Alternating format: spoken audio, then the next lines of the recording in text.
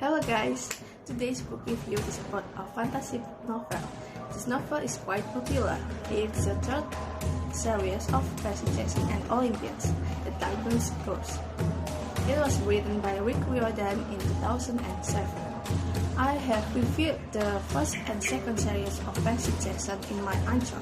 So if you are curious about what is the story before this book, you can stop by to my channel. I put the link below in the description box.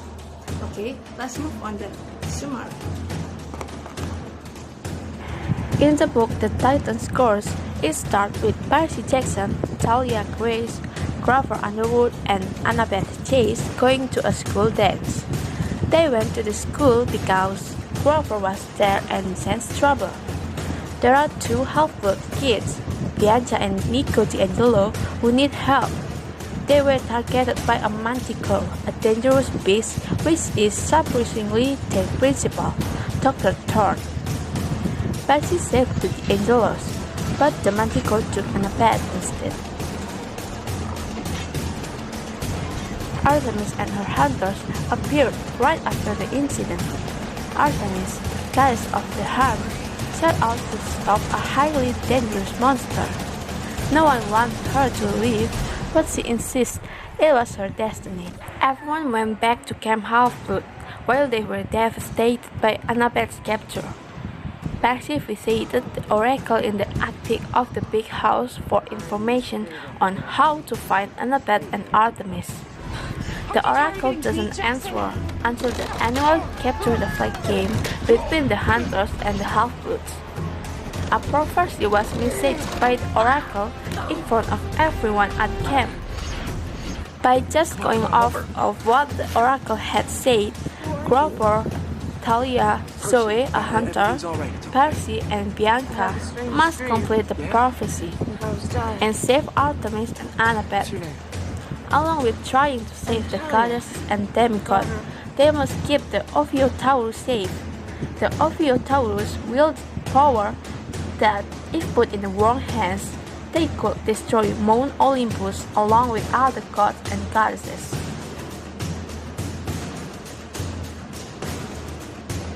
In my honest opinion, this book is a great book that really stretches imagination.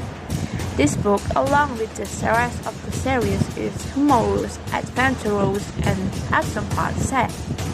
The series is about Greek mythology, so there is a variety of different stories and adventures that are told.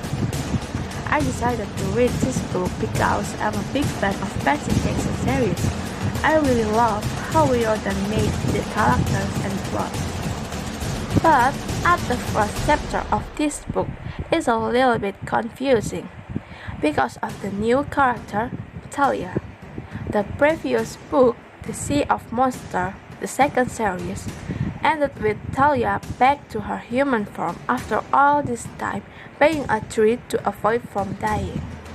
Her appearance in this book seems hasty.